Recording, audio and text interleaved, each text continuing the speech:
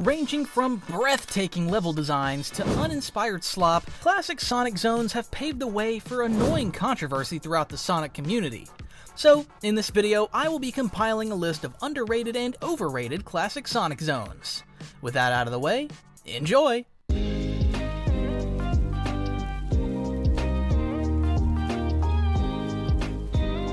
Starting off the list in the overrated category is Ice Cap Zone. Talk about a hot take, am I right? Look, I'm not saying it's bad. Quite frankly, I actually like Act 2. However, to claim that it's one of the best? Nah, I have to disagree. To give credit where it's due, the snowboarding section is badass, but after that, the badassness of Ice Cap wears off. It's not like you can replay the snowboarding section. There's a checkpoint that blocks you off, and 9 times out of 10, you will hit it, which isn't fun. You know what's not fun? Spin dashing on those platforms. And if you fall all the way down and have to climb back up again. Speaking of what else is not fun, when I first played Ice Cap, I didn't realize you had to push this ice chunk to get past the next section, so I kept repeating this same section and getting time overs. Anyways, Act 2 is pretty enjoyable and an easy way to get rings. That's the reason why Ice Cap is one of my favorites, but it gets overshadowed by the snowboarding section and Hard Times by the Jetsons. Look, I give your zone a 7.5 out of 10, so put your pitchforks away. Next on the list in the underrated category is Hilltop Zone from Sonic 2. Hilltop Zone feels as if Marble, Green Hill, and Emerald Hill had a baby. Looks like Sonic Team finally took the criticism of Marble Zone to heart and made necessary improvements. What makes Hilltop unique compared to other zones is the lack of badniks.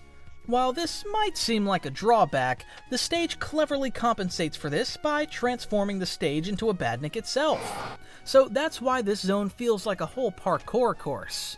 The more unique set pieces here include zipline platforms, loops that dig down, and the seesaw.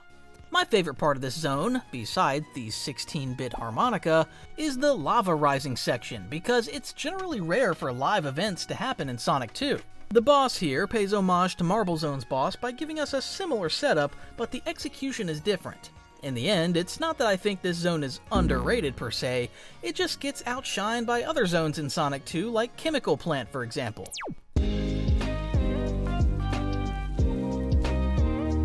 Quartzing by next in the underrated category is Quartz Quadrant from Sonic CD.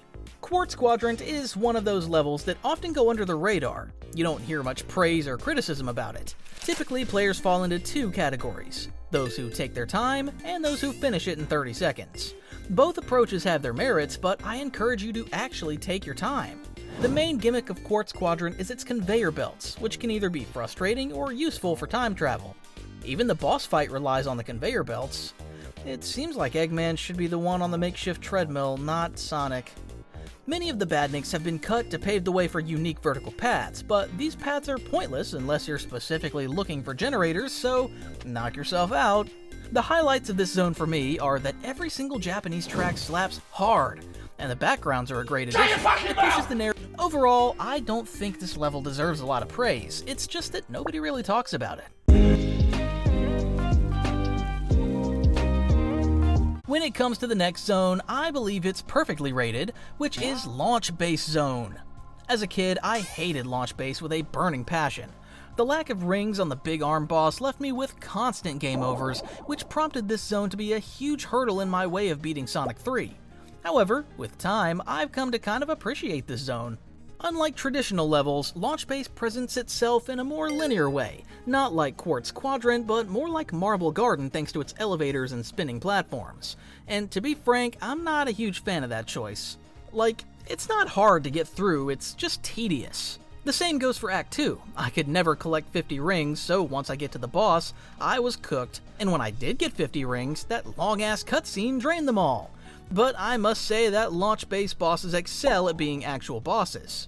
The first one is a small fry, and the next one is kinda hard. You just can't spam its head or you'll get hit, and to attack Big Arm you need a very precise jump. So good on Sonic Team's part for not continuing with Sonic CD's awful bosses. What surprises me the most is the fan reception of this zone. You either love it to death, or you hate it with your guts. Speeding by last is Tidal Tempest. Tidal Tempest is my second favorite level from Sonic CD, and it often gets overlooked by Hydro City's fast-paced gameplay. Tidal Tempest is more of a response to Labyrinth. You can see a striking resemblance in the backgrounds and the level designs. Tidal Tempest backgrounds fully immerses you in its underwater volcano. This, paired with its relaxing music, gives this zone some chill ambiance.